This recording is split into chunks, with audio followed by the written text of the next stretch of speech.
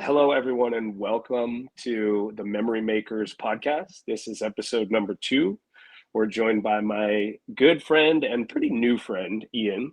Mhm. We can kind of get into how we met. It's pretty cool. But yeah, he's an incredible artisan, an incredible human, musician, and happy to have him here on the podcast. We're just getting started. This is brand new.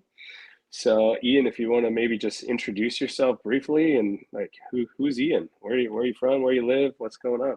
Yeah, still trying to figure out that who is Ian question, But Yeah, thanks for having me today. I love the title of Memory Makers. That's really cool. yeah, Yeah, honored to share this work whenever I have the opportunity. It is pretty special stuff, I would say, and I'm honored to have just stumbled into it through the winding road of life because, I started as an artist years ago when I was a kid, and I just have always loved creating something from nothing or from a medium that could be assembled into something beautiful.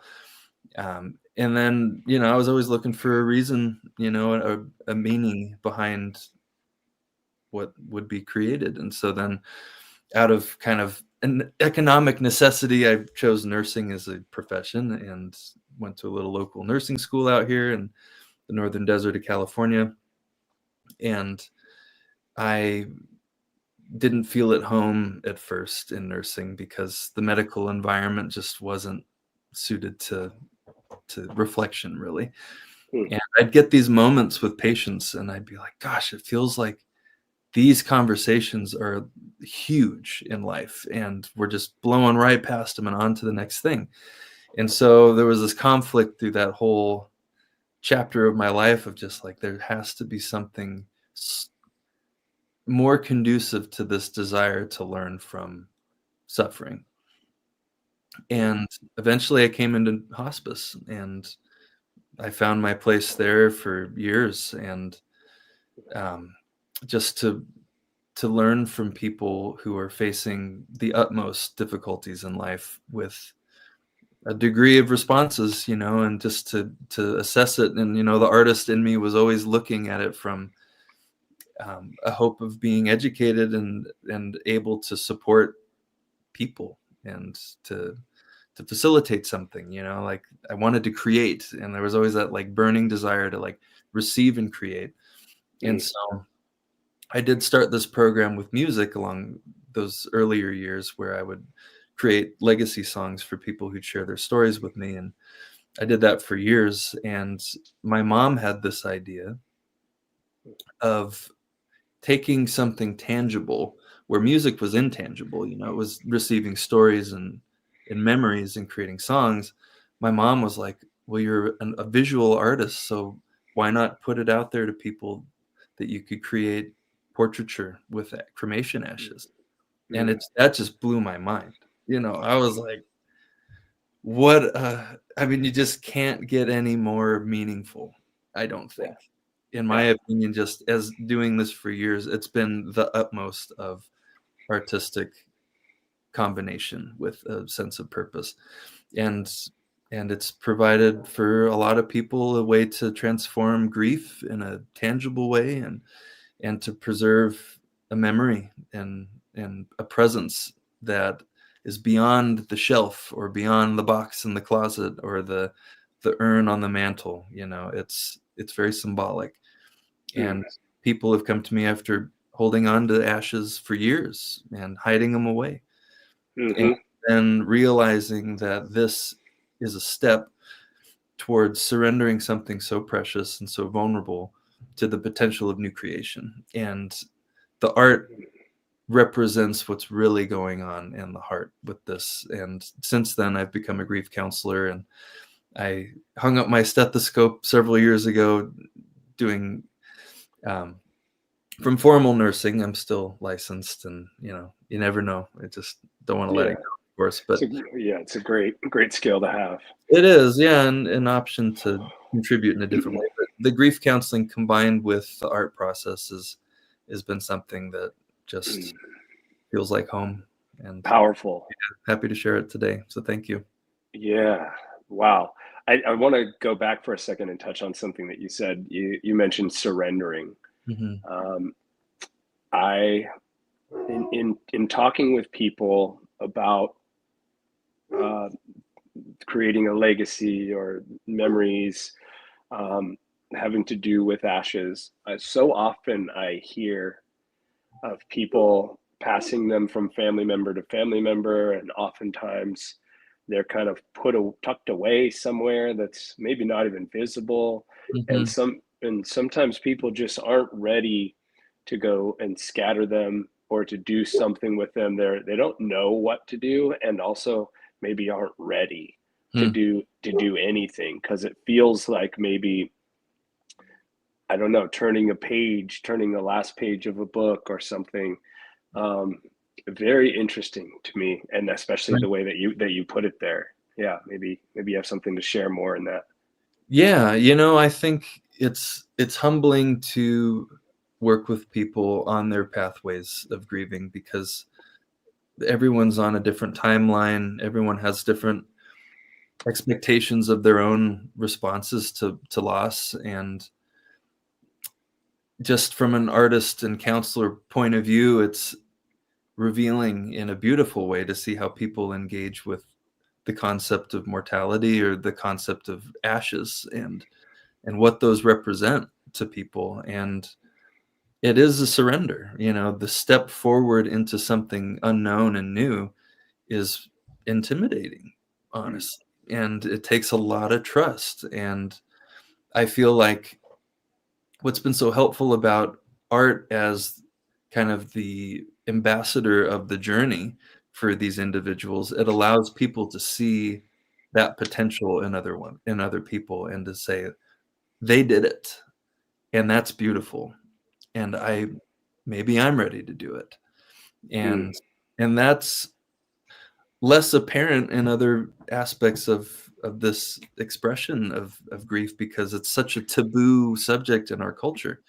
yeah. And something we've been working against this my whole career, and learned so much from other cultures, like right before I came to meet you, I was doing a retreat with people down in Mexico for Day of the Dead. And then we were speaking in Guatemala at this thanatology convention with the Elizabeth Kubler-Ross Foundation. And these cultures just grieve so comfortably and Mm, communally. And that's such an important lesson. And so with this artwork, it's a way to encourage conversations and for it not to be that like withholding because they don't want to be sharing something grim or to bring the mood down, or people mhm. feel bad about it, but they want to share the love of their their loved one, and they want Yeah, to bring that back into the room and share that with people. But it's hard to do in traditional environments because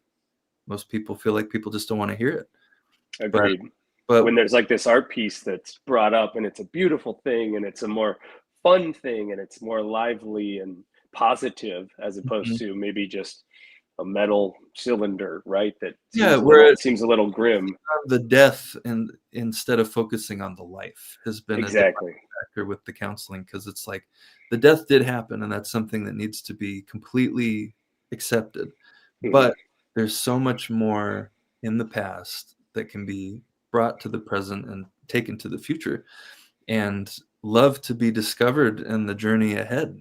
These stories of people who feel the presence of love beyond the death is something worthy of exploration, absolutely. And it's hard for people to penetrate that veil of doubt and the chaos of the grief. And I think the creative metaphor of the artist is another point that I try to bring to my people I work with. And the ash and the charcoal and the medium essentially is disassembled from what it once was, and it's chaotic, just as the grief is this shattering and this scattering of all that once was.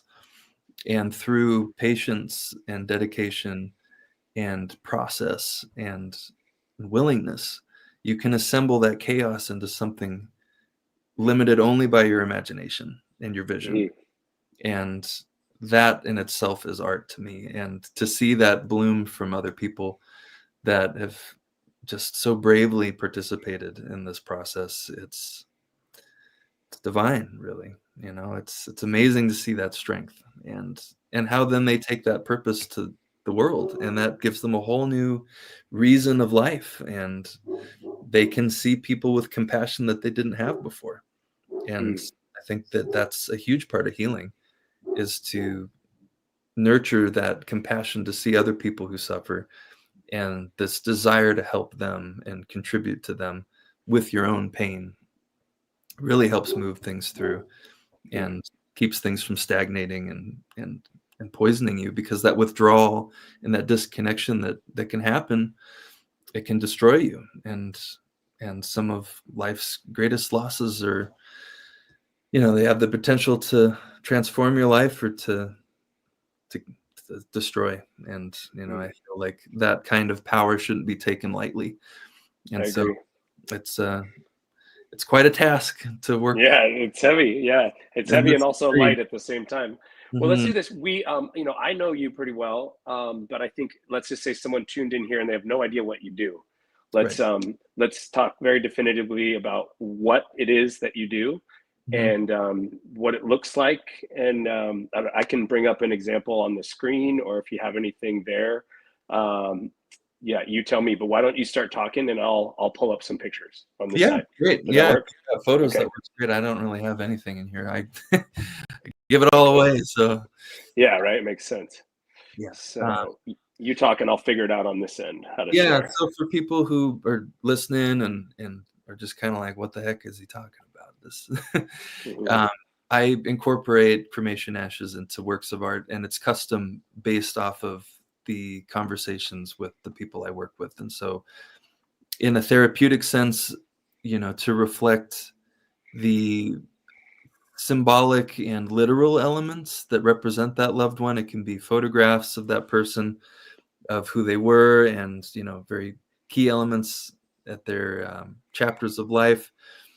Um, it can be a combination of elements. Like this piece was many of her poems that her best friend commissioned me for this, and she said, just let her speak to you through her work. And she left behind all this beautiful poetry that illustrated her desire to be received after her passing, and that became this narrative of nature and of liberty, really.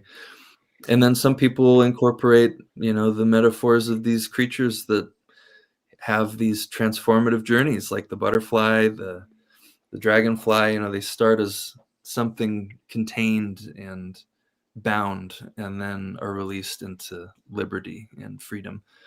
And so usually I try to encourage the exploration of a combination of these elements, like a traditional photograph or an element of nature that calls them to remember their loved one after the passing, like the rose. It's a huge one. That one's a really beautiful symbol, this rising out of adversity and out of chaos, this fragrance to bless the world with. I think that that's Mm, a really special symbol to have in your house daily, to be reminded as a meditation that life is fleeting as well for us before we too pass. And these portraits and the process, just personally to me, is kind of a memento mori, to where it's like, remember that you too will die, and what are you leaving behind, and how to take and own all the things that have happened to you, and to create something with it. And mm. then, yeah, oh, this one I love. This is so good. I mean, they're all great, but this is brilliant. She gave me so many symbols to work with, and I just loved kind of putting them all together in the same room. And this was the first one of the the subject who died is the man holding the wine, and the wife who's still living wanted to be in the portrait too. So her depiction is created with his ashes as well, and that is Wow. so profoundly poetic to me, Whew. that when she sees that, she's like, he's still part of me. And Oh my gosh. she carries that forward in life. And so, yeah, this one was pretty powerful. And the map behind him, he was a cartographer, and he created this big map that's in their wine bar out in Tehachapi. Actually, they have this portrait like at the head of the wine bar, because he founded it before he died. And there's this giant map that, has all the places that he'd been and all the places that they wanted to go together but weren't able to because the time cut short. But she wants to take his ashes and go to all those places after, after all, and take him with her. But I put the actual ash on the map so that the texture of the earth and all the places that he'd been to, it's like a symbol of, he's still there. And Wow. to call her out to go and to live and to explore and to celebrate his sense of adventure in her. It's just so much deeper than one might imagine just looking at it at first glance. That's what story is all about. And Ooh. that's why I love the art as an ambassador for these people to share stories and for them to share these pieces and for me to be able to share their story, where one would just look at it and be like, oh, nice picture, Yeah. nicely And drawn, whatever. But it's all about the story and the humanity and the relation between all of us. This is a story that's not too far from any one person living. It's mhm. Let me ask you this really quick. yeah. So, if somebody, let's say, wanted to commission a piece of art with the cremated ash, Mhm. and then they also wanted to, like maybe in her case, spread little bits around the globe when where places she goes. Right. Um, how much generally do you need to make an image? Yeah, not as much as people typically are concerned. They, Okay. a lot of, and that's one misconception that some people have when they, um, that keeps them maybe from doing this is because they're like, oh no, I don't want to use all the ashes on one thing. And I only use, I mean, for a typical portrait, less than a tablespoon. And Wow. and a little less if they don't want the ash actually on the canvas as itself. Like for these are strictly these portraits here. I also work with animals and pet loss and people who have little furry loved ones that they Mhm. they miss dearly. Uh, Um, but this is purely ash mixed with a charcoal powder to create a uh, medium that I brush onto the paper and use a fixative to contain it and protect it.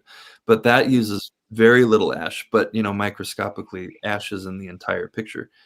mm, Uh, but for the pieces like the very first one with the man holding the glass and the previous one with the map, those ashes are actually used on the paper, and some people prefer that. I think that that's kind of a telling, beautiful thing too. It's like, do you want to see the actual ash, or do you want mhm. it more subtle in the background, woven into the subtlety of the piece?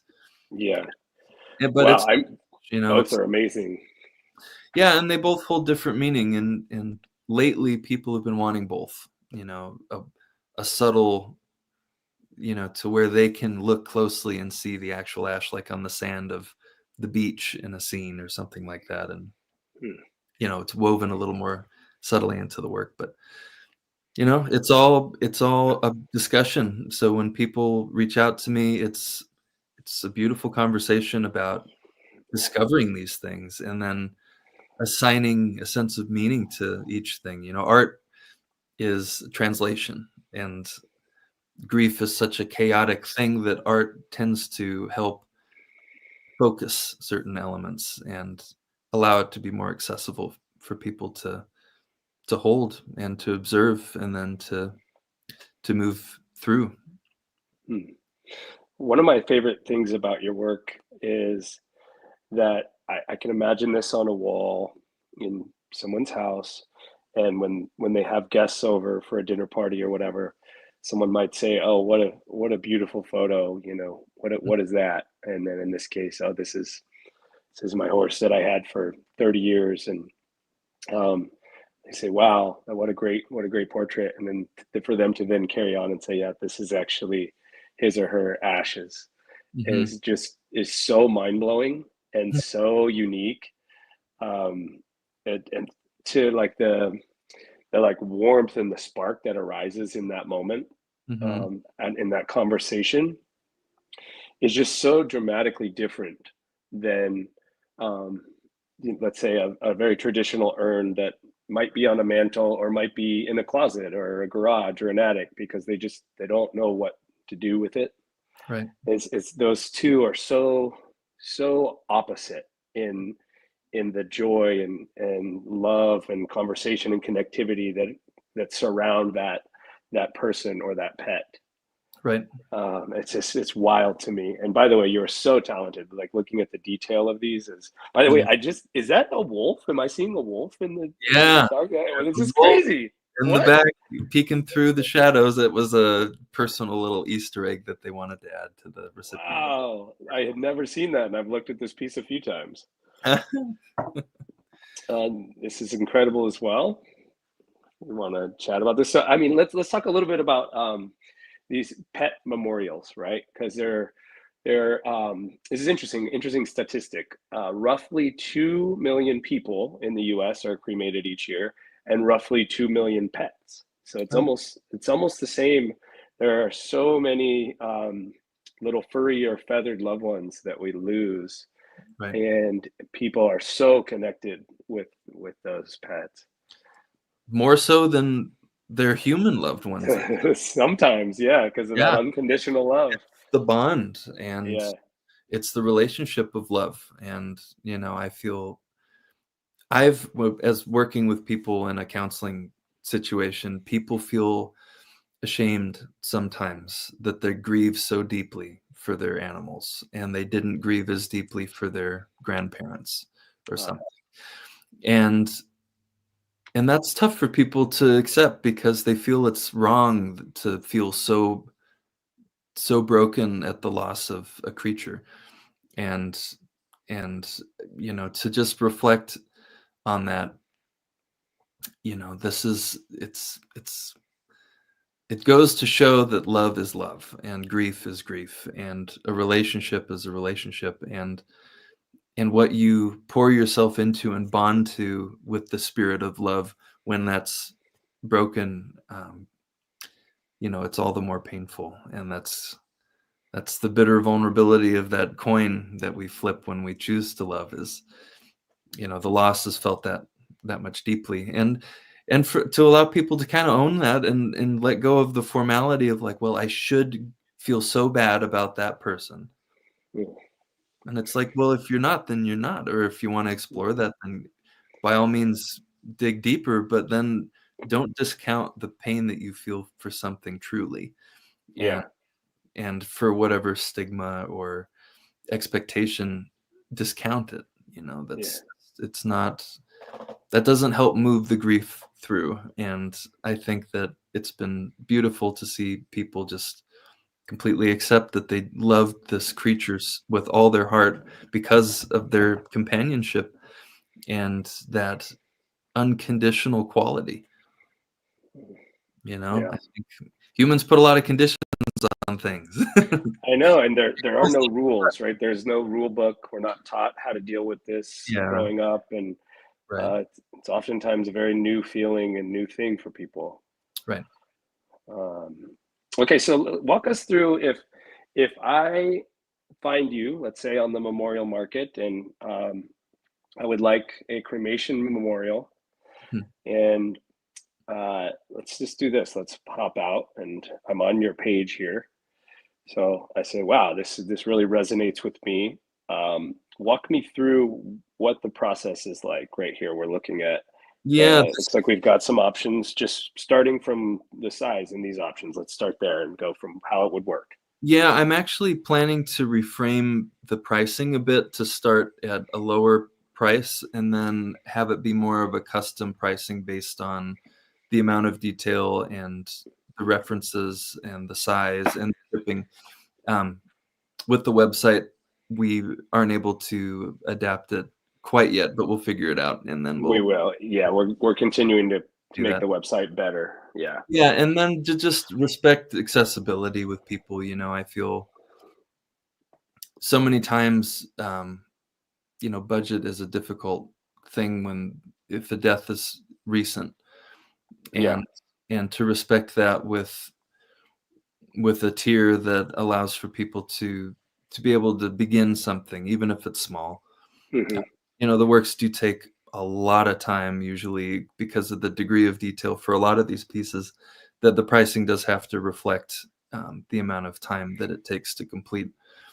But that just depends on the scale and the amount of detail. So I really like to curate what fits people's budgets, and then also is something really meaningful for them that you know, and people do multiple pieces sometimes, you know, they do one a year, Mm. Oh and, yeah, you that's know, on an awesome. anniversary, and they kind of walk through the years and observe how that relationship changes or the memory changes, or, Wow. you know, it becomes less about the past and becomes more about looking into life. And, you know, it could be, you know, some of the pieces in the examples are environments, and, you know, it's a place. Like the Cannon Beach, it's the Haystack Rock, it's in the gallery Yeah, I'll in pull that where up the really quick. yeah, where the ashes, the sand, you know, this was an example of someone who raised their child on the shores of this beach, Mm. and this was essentially one of the last pieces out of a series that were done for her, and it followed this journey of this rediscovery as time went on, and she shared with me that she'll return to this beach and she'll really just allow the presence of her son to be felt, Mm. and remember all those years growing up and just the pain of the loss, but also looking into the world again, and into the skies, and into this integrity of life that we're all part of, and will return to. And so when she walks on those sandy shores, you know, she feels him very Mm. close. And so to celebrate that in a art piece, I think is very meaningful. Yeah, I And agree. she's not on the beach, you know, she's got that picture on her wall to take her there in her heart when she can't be there in person. That's beautiful. Yeah. So the let's go back to the process. So I would assume maybe first decide on a size. Yeah, yeah, typically the size becomes a servant of the theme. And so with that, um, you know, size of art is another meaningful factor too. You know, some people only want a small, like this one was very small. It was only about this big. Mm. And they just wanted that to put on their little coffee table, you know, or the bedstand, and just to have a very discreet presence of just waking up and looking at it in the morning, you know, or going to sleep Mm. and and saying good night to grandma, you know. It's like it's a beautiful way to have a conversation with that loved one as well. Mm. And some people prefer something much larger and grand, and, you know, maybe exemplary of a larger than life character and quality of that person's being that is reflected in the scale of the art. So it really just depends on that conversation to Mm. explore which would communicate the best of the theme. So for those listening, if we want to just begin this process with you, what does that first contact look like, and how do we arrive at a point where we would then, I assume, mail you or meet up with you to give over the amount of ash that is needed? If you could just walk us through like the steps for Sure. somebody that wants to start this. Sure. So it starts with the initial consultation where we talk about the theme, and we build upon the relationship with that person that is in the subject. Um, and then we build a quote based on budget and preferences, um, and through Memorial Market, I don't know if there's payment plan options. I offer that privately to people, but that's a good We like should financing. add that. Nice. Yeah. It just helps, you know. It helps accessibility for sure. And then, Mm, if you're in Southern California or, um, within a certain vicinity of me here, I like to meet in person if preferable. But just depending on the restrictions of the platform and stuff, shipping is really easy. The ashes are legally shipped and insured with USPS. mhm, It's really straightforward. And then you just send me a little container. I have a little right here I could share with you actually. So like something like this would be perfect. And just make sure it's secured and taped, put it in some bubble wrap, mail it, and then I'll get started. And it's usually about 30 to 60 days, depending on the scale of the piece. And then um, mail it back with the remaining ashes and any of the leftover media. mhm, And I usually encourage people to have kind of an unveiling occasion with the family and to make it a really like special night of storytelling and the reveal and dinner and drinks and just the whole thing. I love to be mm. present for those usually, to do Wow. the unveiling. I really go out of my way to make sure that I can do that for most occasions. But if not, just to encourage that with people to make a ceremony out of it and allow people to connect to it emotionally and together in a really special way. It just breathes a different life into the work once it's completed. Mm, And I work privately with people through my nonprofit to really try to integrate that emotional investment in the piece because it reflects what's in you and it reflects the legacy of that person. So if it's just send the ashes, create the piece, give me the artwork, kind of shallow transaction, the artwork's not going to have the resonance, I don't think, yeah, at least from my mm, experience. So I try to facilitate, at least in like on this platform, an initial conversation. I would try to encourage as much reflection as possible and as much support as can be provided through the platform. But yeah, you can yeah, right now you can message back and forth, and of course, at some point, you hop on the phone or whatever works for you guys. nice. Um, so I assume that you've done most of your work in California, or would that be wrong? And do you serve the whole United States or the globe, or? I do. I'm working on the globe, but I do serve nationally. I've served out all over the U.S. and it's all taken care of via shipping, and it's worked Mm, great. I think working on Zoom and all that is a great resource for us to be able to provide services like this in a more intimate way than just via text or a phone call. But yeah, it definitely. works great. It's very efficient, and it allows people anywhere in the United States to be served. Mm, wow. So I'm trying to think, is there anything else maybe that about the work that I haven't touched on that people ask or that I don't know about? I think some testimonials are always nice to hear.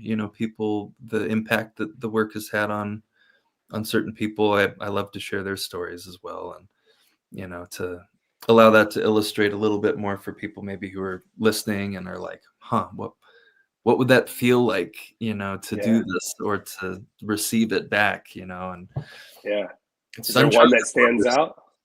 Yeah, there is. There's gosh, actually, yeah, I'm sorting through a few. I bet they all are They deep, really all are Yeah, special and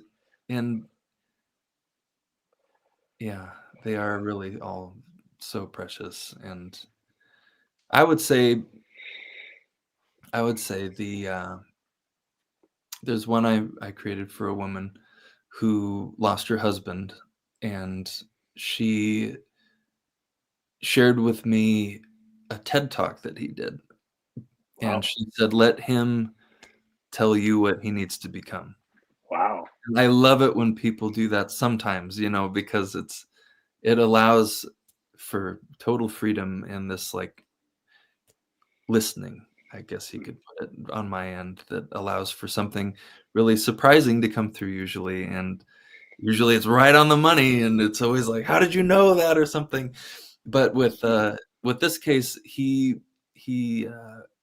he was an artist himself, and he was faced with Parkinson's disease eventually, and he was facing this limitation. And his message through his talk that his wife chose to share with me, I mean, very intentionally, was find your gift before tragedy befalls you and forces you to scramble and to wake up too late. And so his adversity essentially with his Parkinson's allowed him to discover his passion in life and finally shift his focus towards what was truest to him and what was his deepest love in life. And he only had a little chapter to do it. And so his message was find your bloom essentially before adversity destroys your chances. And and so I heard that, and his artwork was themed around flowers usually. He created this like three-dimensional art that he used mixed media and would like push the artwork beyond the canvas essentially, and it usually was flowers. Mm. So I saw this metaphor, and this was several years ago before we started our nonprofit, which is now called the Ash Rose Foundation, but this was definitely a part of selecting that metaphor. Is we met in um, this rose garden, and I was just so struck by this metaphor of how his art represented something that he admired deeply in his life, and this metaphor of looking into a bloom or a manifestation of life and beauty.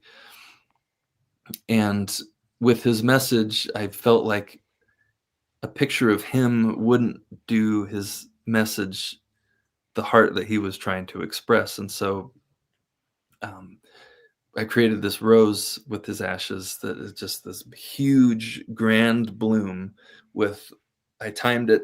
I photographed the rose to where it was a high noon sun. So it was just the light was directly down. It was illuminating the petals so that just this really luminescent quality was coming through.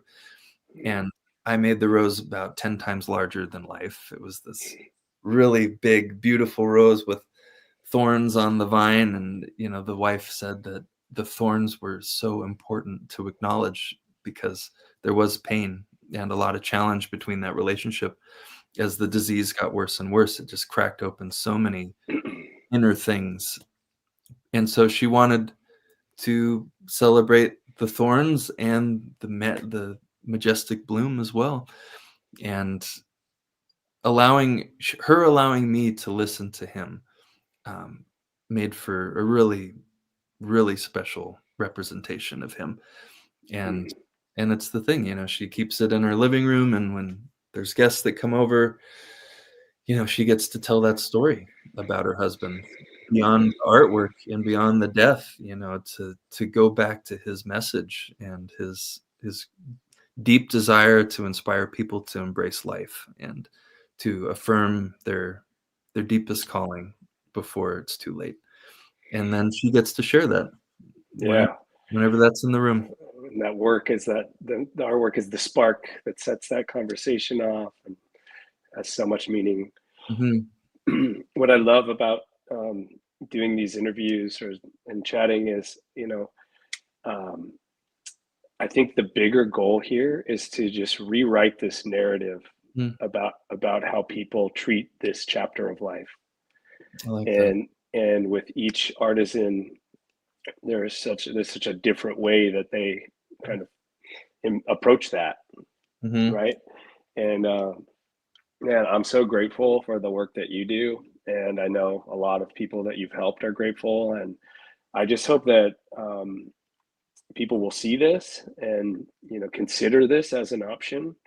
I think it's really neat that people can do multiple things, right? Like I know my wishes, I have multiple kind of things that I want to do with my ashes, Mhm. and it's interesting because the memorial that you choose is in part, sometimes the person chooses it before they pass, and sometimes it's something that's only chosen by the family members. Right. But to me, there's kind of two sides. It's if you do choose before you go, then there's that comfort of knowing that that will be there. Right. And then largely the lasting impact is for the people that are surviving and have that every day with them. And I just think that this option is so great on both of those ends. And um, yeah, I I can't agree. And I think can't the narrative point was really important. And I think empowering someone to be able to choose and to be able to craft meaning before the tragedies overtaken them is something very wise to do. Um, and with this, it's a message like the rose and the ashes. It allows people to be able to consider what they want to leave behind in a very specific way. And I have people that have written this service into their will. And Yeah, that was my next question is do you work with many people that are choosing this before they go and yeah, pre-planning? and I think that it's so beautiful to allow that meditation and that preparation because a lot of times working in hospice, I've seen people only at the very end realize that they're leaving behind incredible impact. Mm. And it may not be as intentional as they wanted it to be, and I feel like if you can approach that chapter of your life or that inevitable possibility of your death with intention beforehand and daily how you show up and contribute to the world and your loved ones immediately, the better. And through the art process, it just gets that thought process going. It's what am I saying? What am I leaving behind? What kind of symbol do I want representing layers of the story? Like an image speaks more than 1,000 words in these cases. It's Yeah. just allowing it to be composed in a way to where they're more aware of what they're leaving behind and what they want to leave behind, Mm. and allowing that to be more forefront as they plan for that chapter of life. Yeah. Yeah. I couldn't recommend it more. I think that, having only been through a couple of tough losses in my life, um, some that were somewhat organized and some that were not organized at all. Hmm. And then also working with Nicole, our Hmm. mutual friend who specializes in this, Hmm. having your kind of financial affairs in order and having your final wishes and your health, your medical wishes in order Hmm. is just an incredible gift that you can give to yourself and to your family, Yeah, um, to make things easier in that tough time. I think it's just a really, really special thing to do. And so for those with the time and foresight, I can't recommend it enough. I agree. And yeah, it's just so, I mean, you see this all the time, I'm sure. Yeah, and I think So you're never too young to do that. Me and my wife yeah, have arranged all our affairs. I'm still in my 30s, and yeah, we got yeah. a folder that has all the instructions for everything, and the kids know what to do. And Yeah, it brings a lot of peace of mind, although doing it is a little difficult. It's yeah, God, I don't want to think about my death. I don't want yeah. to think about my wife's death. I don't want to think about leaving all my kids behind. And it's hard, but it's Mm, good to move through and to come to the other side and be like, at least we're prepared as much as we can. mm. And I just think it's It's a very responsible thing to do. it And really is. if you can pair that necessity of arranging your affairs and your finances and the legal aspects good and incorporate some creativity and some beauty Mm, to bring a little more like harmony and poetry to that chapter too. And I think that combination can be helpful, to where you can do both at the same time. You can prepare your affairs and arrange for an art piece that yeah. is creative in essence, and to do both and to be like, all right, we're doing all this hard stuff on paper and it's nauseating, but there's also this beauty there at the same time that I think they Mm. go really well hand in hand. I couldn't agree more. And like in your case, let's say that you wanted a piece of your artwork, whoever that was, knowing sleeping better at night, knowing that this piece is going to be on the wall or walls of your children's homes or whatever family members. Mm. I would sleep better at night, knowing that my name will be brought up and stories will be shared. I think often uh, we worry about being forgotten, maybe, Mm. and knowing that there you will be, always brought up and always in sight. And what a Well, what a warm feeling. I agree. I think that there's a saying that really struck me a long time ago when I started working more in end of life, and essentially we die twice. The first time is when we physically die, Ah, and the second time is the last time someone says your name. wow, it's And heavy, and it's, it's yeah, I've heard this. really powerful, and I get chills every time I think of it. Me too. Wow. And so Uh, with art, with this particular art and the context of it, it's an inherited heirloom, and mm, it's something that I had some friends who had these artworks being threatened by the fires here in California, and they're like, these portraits were among the first things we went to protect oh my gosh, because they're yeah. held so preciously, and then to have that passed down through the generations with the stories and the meaning, this artwork, I think, delays that second death, or potentially could Yeah. time, and allow that story and that remembrance to come through all the clearer. And I think we need tools like that remind us of the importance of keeping that person alive in us. Mm, And life is distracting, and it's shallow and it's digital and it's crazy and it's fast, that something so tangible and old and classic as visual art in this way, it's like Renaissance-esque.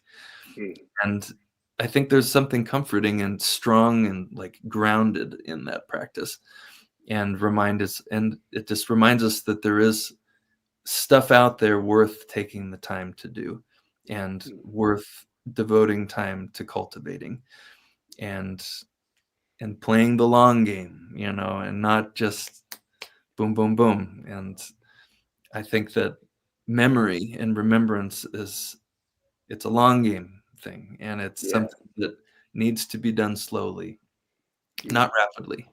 yeah. I think that going into the deeper waters of recalling who a person was and what they meant to you and what they taught you and what you carry from those lessons, it's a process that's worthy of respect and attention Man. and stillness.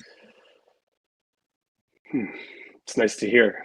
Nice to hear, It's especially from someone who moves so fast in my life. hard Always, not to. it's so grounding to hear these things. And you're a very eloquent man, Ian. Well, And thanks. speaking of this groundedness and working slow and deep, it is very, very evident that this is how you live. And I couldn't think of a better person to be bedside for hospice care, Mm, and um, just grounded and connected and centered. So thank you for being that human. Thank you for inviting me to your show the other day. For everyone listening, Ian is an incredible musician, and as you mentioned earlier on, sometimes creates songs for how would you say this? For Either people who have been on hospice care or palliative, and really want to share their legacy and their lessons learned, and words that they want to leave behind. I've been able to write many songs for people who are so gracious as to give that gift at that mm, final chapter. And then I've yeah, also written songs, many for people who have suffered loss through grief, and the mm, remembrance transforms beautifully into music as well. And songs mm, live on also. They're yeah. unseen, but they're present, and I love that metaphor. Mm. Is this something that you plan on marketing, or is it just something that's only people that you work directly with? Lately, the art has taken the majority of my pie. Got it. Yeah, And the I did, attention. and it shifted quite a bit to where I used to do the music primarily, and the art was more new Yeah. about 5 years ago. And then slowly that's shifted, and music and this service through it is something I always want to be available to at the right Uh, opportunity to contribute to someone who really resonates with. And so it's yeah. something I do kind of more quietly, Okay, got it. Good to know. but I love it all the same. Well, I can't thank you enough for your time. I got to know you a lot better, and we do these interviews so the guests can find you and understand what you do. And for anybody watching this, you can see Ian's work on the Memorial Market, and you can message him there.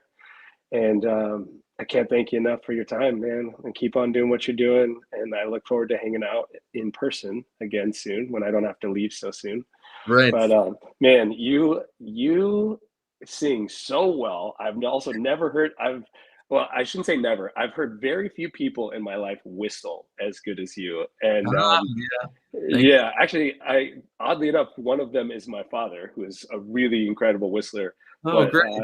that one song that you played where you started whistling, I was blown away, man. So Cool. talented, really cool, man. Well, the whistling is an inherited trait as well. Yeah, Like it's on my Scottish side, my dad's side of the family, yeah. all the way back to like great grandpa. Every like man on that side of the family could whistle like a bird. Man, something about like probably. I mean, my dad whistles while he works, and Yeah, yeah. he does it all day, every day, and he gets real good at it. So it's something I'm practicing as well. But Good. Well, if you need any help, yeah, yeah, I'll give you a call.